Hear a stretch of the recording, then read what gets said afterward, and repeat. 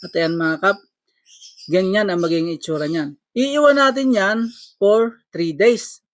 Hahayaan natin magtubig at para maluto siya nung ating nilagay na yeast. After ng 3 days, buksan na natin ito mga kap. Titingnan natin kung maganda ba yung pagkakagawa natin sa ating rice wine. Ayun mga kap, nagtubig na yung ating rice wine. Pagkatapos nating nailagay lahat sa timba mga kap, ito na nga yung tubig niya, yung sabaw niya.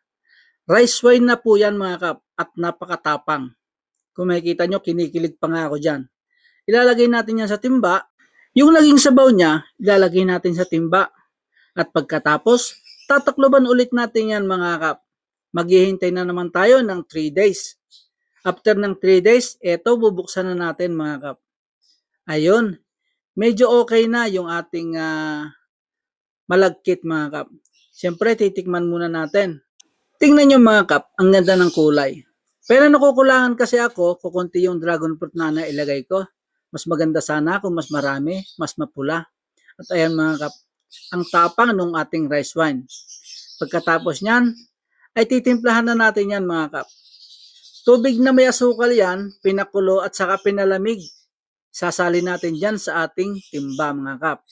Saktong-sakto po yan, 16 liters yung timba natin.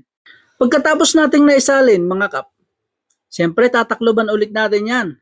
Kailangan maganda yung pagkakataklob natin, mahigpit, para hindi papasukin ng mga insekto. Lalagyan natin ng pabigat yan sa ibabaw mga kap. After ng 7 days, bubuksan na ulit natin. At siyempre, ito na yung final result ng ating rice wine mga kap. Ayan, makikita nyo naman. Ang ganda na. Pag ito natikman mo mga kap, nahanap-hanapin mo to. Ang sarap talaga inumin nito mga kap. At kung gusto nyo nga rin matikman yung ating dragon fruit rice wine, available na po ngayon. Punta lang kayo dito sa aming bahay at pwede na kayong makabili ng ating dragon fruit rice wine. O ayan mga kap, quality po yan. Ang sarap inumin talaga mga kap. Kaya ano pang hinihintay mo? Order na!